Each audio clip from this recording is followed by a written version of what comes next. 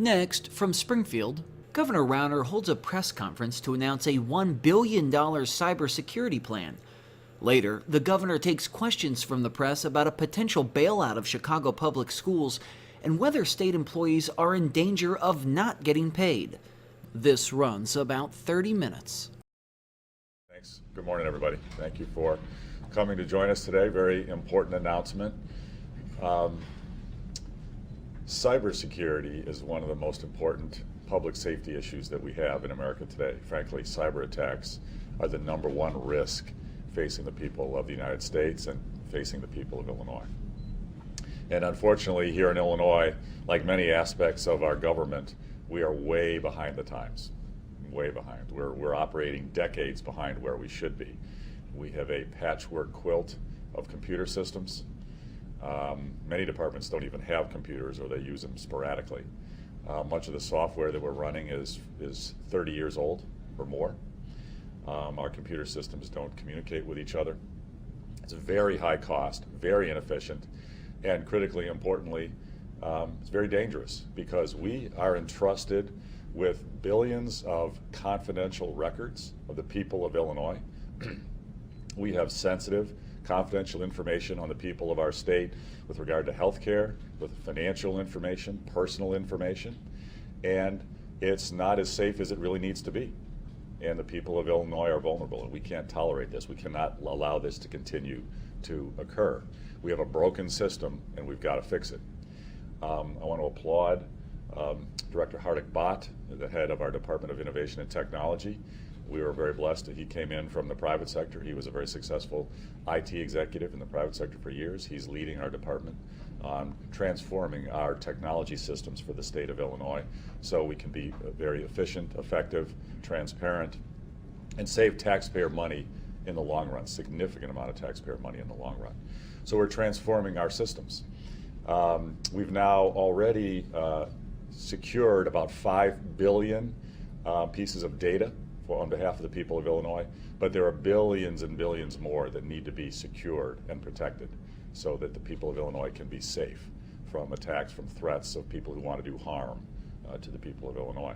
We have a long way to go. As part of this, we also need to modernize our systems and integrate them into a single whole so we don't have vulnerabilities in the way the systems are broken apart. That's why we've been working for many months to implement a statewide government ERP system, Enterprise Resource Planning System, to integrate all our computer systems into one seamless whole. Not easy to do, takes time, but it's critically important to keep the data secure, but also bring down the costs and make government more efficient and more productive in the long run. Costs money in the short run, saves a lot of money in the long run, and very importantly keeps the people of Illinois safe. Right now, we are being challenged by our new comptroller. Comptroller Mendoza has decided to stop payments as we develop our ERP system. She is literally stopping the critical change to fix our broken system.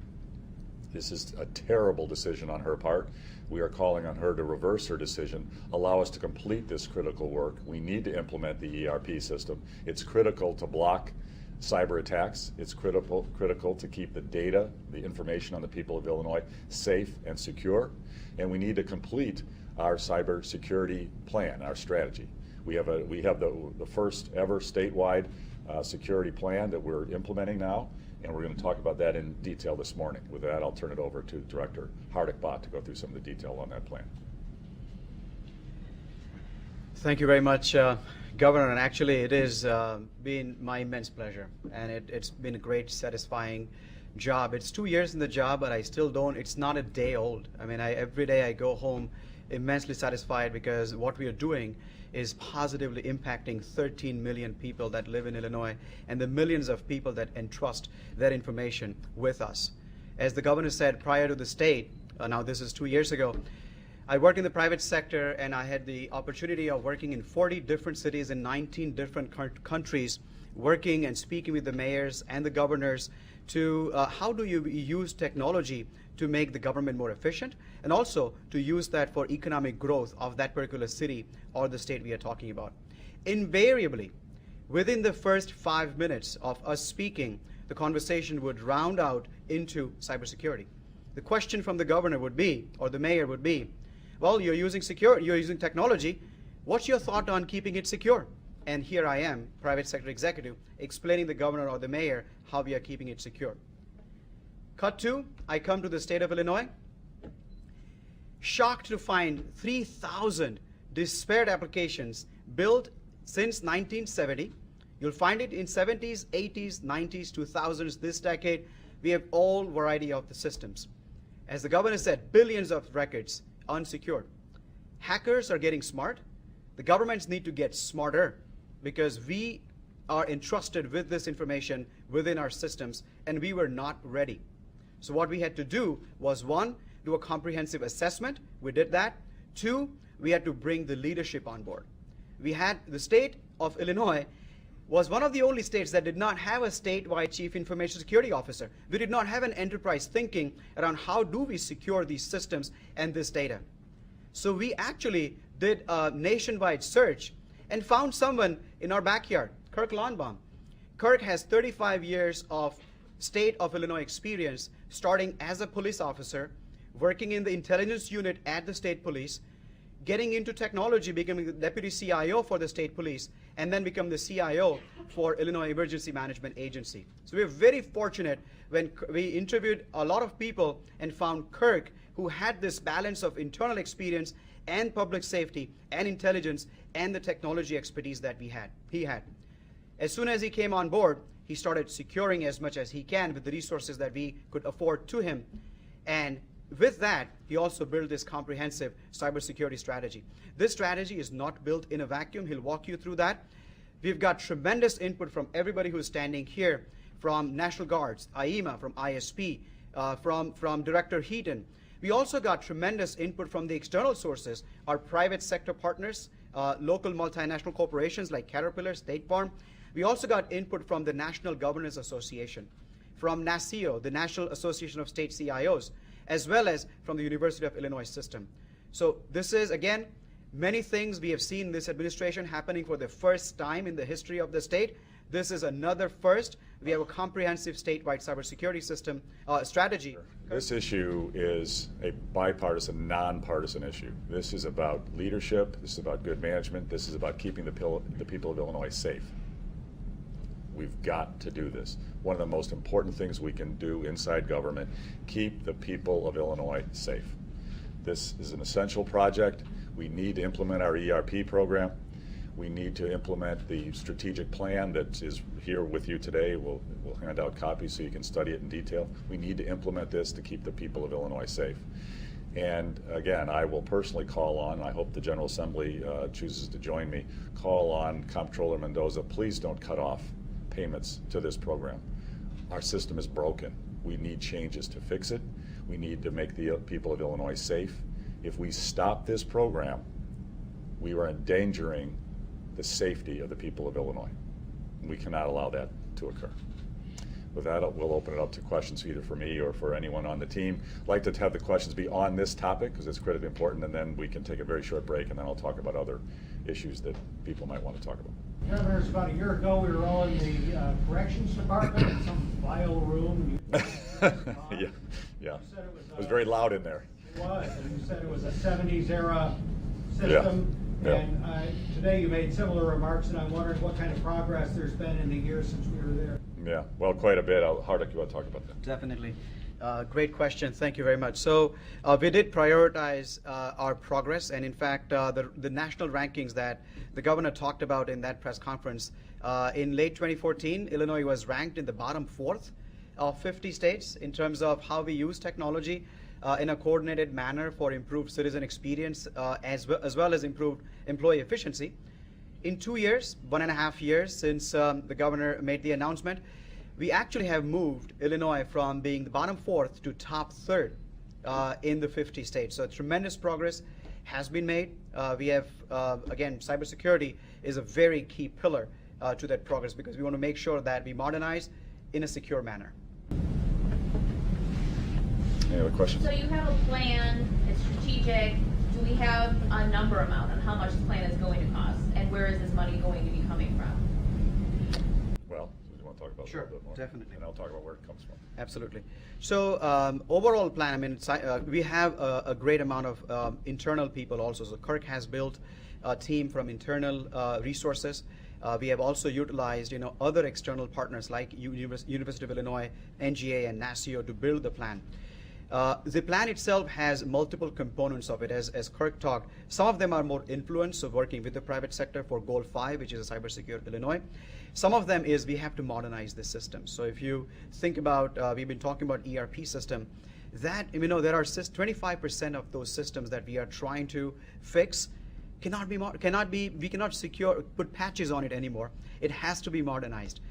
So the overall price, we are going to try and keep it within the submitted budget amount that we have for the FY18 budget that we have submitted to the General Assembly, and hopefully with what the governor is asking in terms of the overall reforms, we should be able to get that. So there is nothing out of what we have submitted to the General Assembly that we are asking for. What is that number? The DoIT appropriation is across all of the agencies. So think of us as Microsoft. I'm just naming a company there. Microsoft maintains your Microsoft Office software, and that you pay $99 every year to keep your software updated. We, the Department of Innovation and Technology, are kind of providing that service to all of the executive branch agencies. So all of the budget is with all the agencies. What we get is a spending authority, and we calculate that it adds up to about $900 million that all of these agencies spend in aggregate on human services systems, public safety systems, regulatory systems, revenue systems, and so on and so forth. And that's basically and the reason why DoIT is helpful is now we can bring this and spend it in a more coordinated manner. Is there a number for how much is spent on consultants and is being spent? Like how big those contracts are? Is it 100 million or 27 million or? So there are multiple ways of looking at this, right? So if you're asking specifically about the ERP system, so ERP system was obviously started back in 2013, 2014 timeframe, I think. Governor Quinn and Comptroller Topinka had started that. Again, they realized we had a broken system. They started the procurement back in 2014. When we came on board, again, it was still an urgency because we hadn't done anything about it.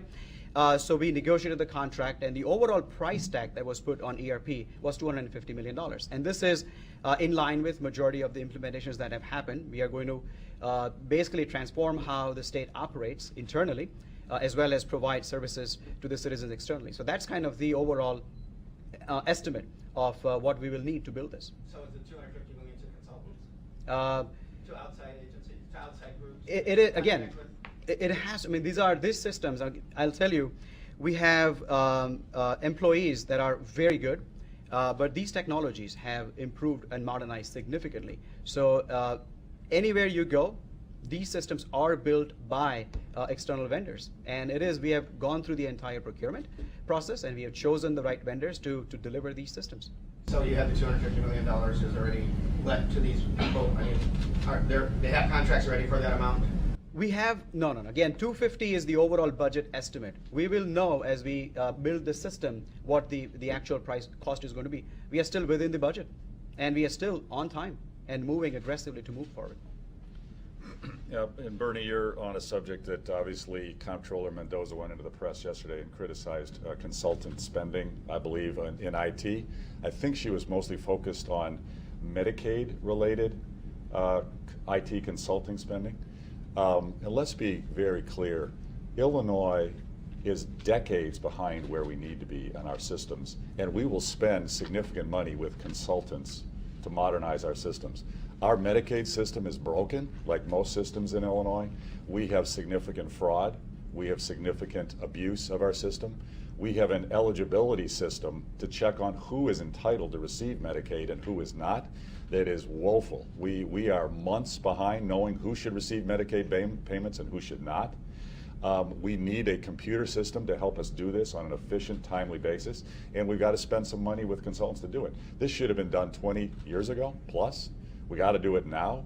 Every day that we wait is lost money for the people of Illinois and waste and abuse in our Medicaid systems. This is very important.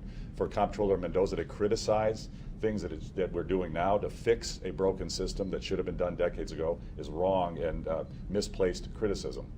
Likewise, to modernize our IT systems for the ERP, there's consultants will do it. Consultants are a key part of this. It's what they do for a living. They're very efficient and effective relative to the other options we could have. We could try to staff it all up internally. We could hire 500 IT people, try to, inside state government. Very expensive. Then you got another bureaucracy that you got to manage, and over time, the technology moves so fast. we build at one group of executives to do something, and pretty soon the technology's gone by them. And then we got to hire a whole nother, we either got to retrain everybody or we got to hire another 500 people. It is better to use consultants on an as-needed basis with the latest technology. It's the most efficient way to do it. Business has been doing this effectively for decades. We've got to be doing that inside government. I did happen to read that news release yesterday where the comptroller talks about the city sticker system that she modernized in the city of Chicago. So back in 2008, when I was a CIO for the city of Chicago under Mayor Daley, we had built that system. We had used consultants to build that system.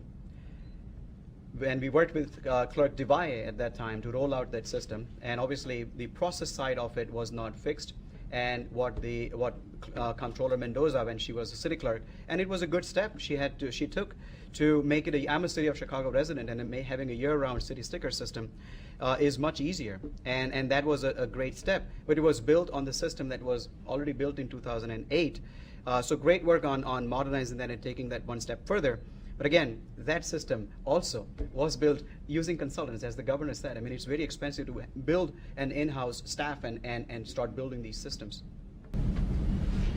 But we're still talking about a $900 million appropriation for the state agency, $250 million for outside consultants. Where is that money coming from when we're short on revenues, $12 billion behind in paying our bills, and we don't have a budget in place? So let's talk about source of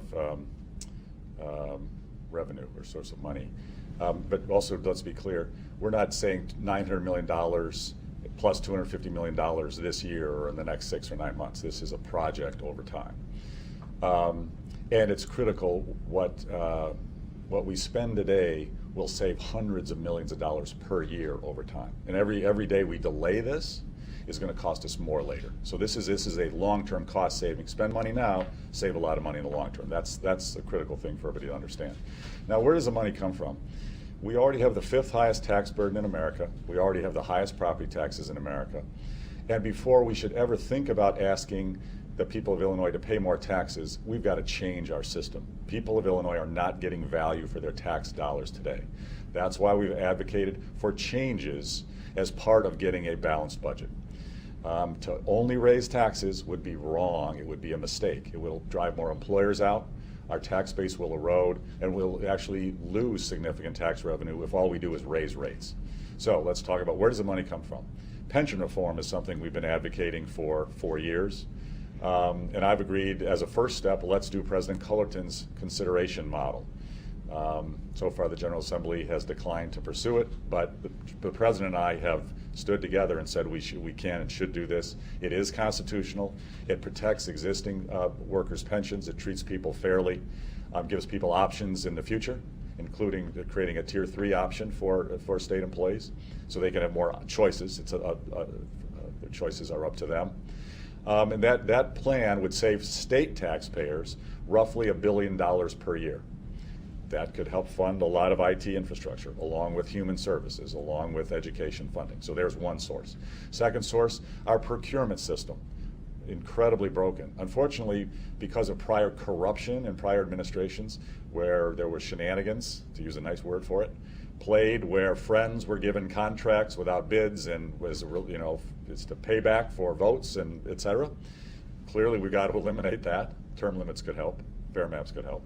But to fix that, we put in a very complicated, very bureaucratic nightmare of a procurement system with 4, I don't know that there's another state in America that has 4 procurement heads. We've created a system now that, frankly, in some ways is probably worse than the corrupt system that it tries to manage. So what we've asked for, let's do procurement reform. The General Assembly has started, and I applaud them on both sides of the aisle, started to advocate for some procurement reform. Doesn't go far enough.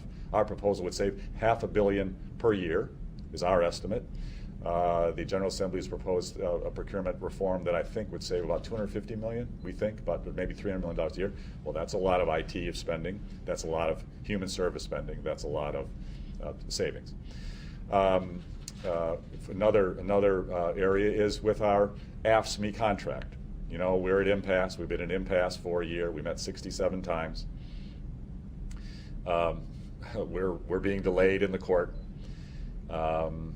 I think what's happening here in Illinois is a lot of what happened. I know New York, Mayor Bloomberg, I think, did a pretty good job helping turn around New York City. I don't think he had union contracts his last 7 years in office. Delay, delay, delay. Every day that we delay in the new implementation of the contract with AFSCME is roughly $2.5 million, depending on which pieces get the, somewhere between $2 and $3 million per day. That's per day. Well, that's a lot of IT spending. That's a lot of education funding. That's a lot of human services spending, et cetera. Another source, we've said, let's consolidate local governments. We have 7,000 units of local government. Oh my goodness. 2,000 more units than the #2 state. Billions of wasted money, because everybody's got a fiefdom. Every politician's got their little nest and their buddies, and more taxation. Why do we have to have 2,000 more units of government than the second state, the second most prolific state? Why? Let's consolidate that, shrink the bureaucracy, and then maybe we wouldn't have to send so much money from the state to local governments because they would be more efficient. We could save that money and spend it on IT, on education, on human services, helping the most vulnerable in our state. So those are 4 examples, and if I could go through the list. I mean, you know our list. We've been pretty public about it. We do know the list. That's all in terms of what the list is right now is pretend money. I mean, we've been talking about these things for 2 years. Not one of them has materialized at this point. So is there any actual way to pay for this right now versus maybe within the next 2 years getting some of those reforms? Well, we're bringing in roughly $32.5 billion in revenue today. Okay? 12.8 billion behind in our bills. Yeah, and $135 billion behind in our pensions. And the budget impasse is And we're borrowing more. $1 a day. So where's the money coming from at that point? Well, we have $32 billion. We got to prioritize. The most important thing we got to do is prioritize. And what we should be doing is prioritizing safety first. Keep the people of Illinois safe. #1 priority for government. If the people of Illinois aren't safe, nothing else really matters. And how about if we spend money in ways that saves money in the long term, rather than money that's gone, or money that spend it today and it actually even costs you more next. How about if we spend $1 today that saves $5 over the next 10 years? If you're paying medical bills or mental health clinics bills to keep people from shooting up other people, isn't that a safety issue? There's many things that we should do. Some of the spending is debatable, what the long-term cost benefit is. I won't debate particular issues on that. What's crystal clear is this saves money and keeps the people of Illinois safe. It's not debatable. And we've been doing it. It's the right thing to do. And again, what I think's happening here is Comptroller Mendoza is trying to create a crisis. It's a huge crisis to stop us right in the middle of the ERP implementation. Stop it right, blow it up right now. Terrible decision. It's going to cost way more money to restart it later. In the meantime, the people of Illinois are not safe. And in the meantime, we're falling further behind in our technology capability. So this is a mistake. It seems to be part of a plan orchestrated. The Attorney General Madigan, Comptroller Mendoza, Mayor Emanuel, working with the Speaker, attack, criticize, create crisis. So we see it everywhere. Do you have any proof they're working together? So I don't think it takes a rocket science to look at what's been going on in recent months to say, why in the city of Chicago they're complaining about a crisis. Chicago's going to have to shut the schools early. We, in a spirit of bipartisanship, said we're not going to bail out. It's not fair to the people of Springfield, the people of Central Illinois, to bail out the mismanagement of Chicago public schools. It's not fair to the taxpayers of Illinois. But to solve the problem, we'll help this year a bit. But to pay for it, let's do pension reform. Let's save $1 billion for state taxpayers, and some of that could go for a 1-year fix to help the financial mismanagement in Chicago public schools. A reasonable trade-off. We shouldn't have to help CPS at all. They should fix their own problem. But in the spirit of compromise, we agreed. That was an agreement in June. Then the Democrats in the General Assembly said, no, we're not going to honor that agreement. We're not going to go forward with it. And now the mayor is saying we want permanent bailout for Chicago Public Schools and ignore pension repair. That's not ever part of the agreement. They're denying the fact. I believe you could look at the quotes from President Cullerton with, I believe, which reporter was it? I think Rich Miller, December 2nd. I remember it well. He acknowledged there was an agreement. We're going to go forward, fix the pensions, help Chicago for a year. That was a deal. Decided, I think the speaker, I'm not sure, this one I'm not sure about whether the speaker was the decider or not. Somebody said, we're not going to honor that deal anymore.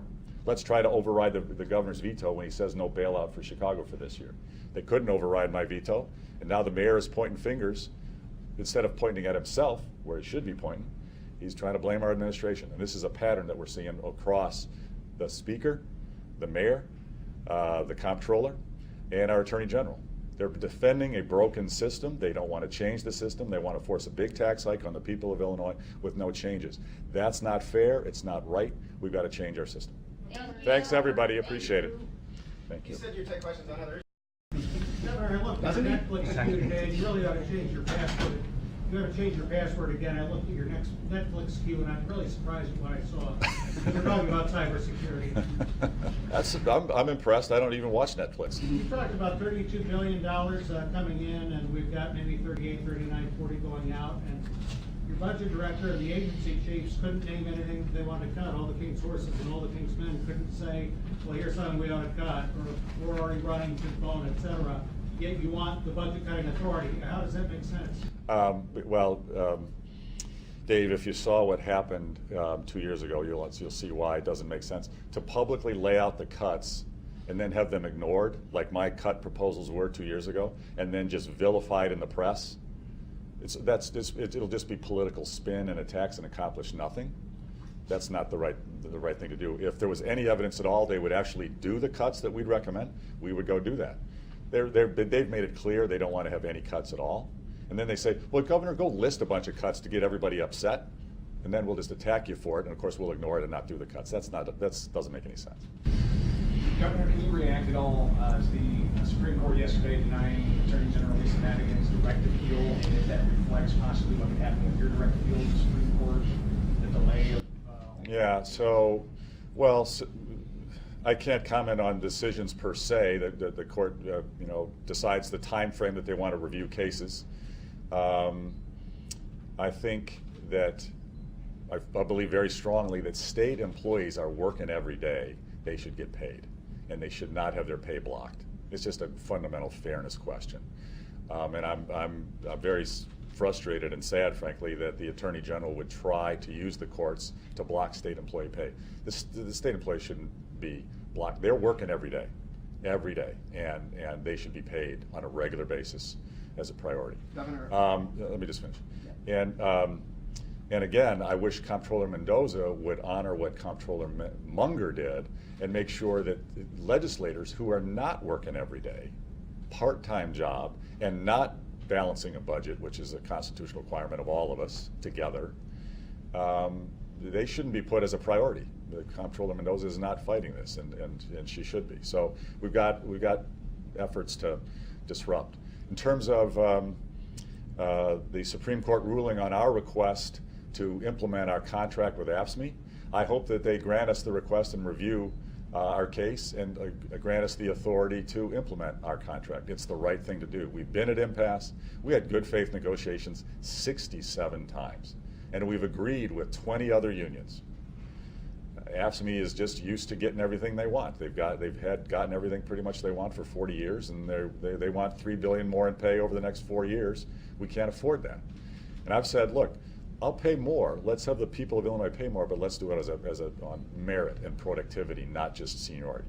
And let's allow volunteers to work in our state parks. Let's have a 40-hour work week instead of a 37.5-hour work week. Let's have more flexible work rules so we can optimize the productivity in our departments.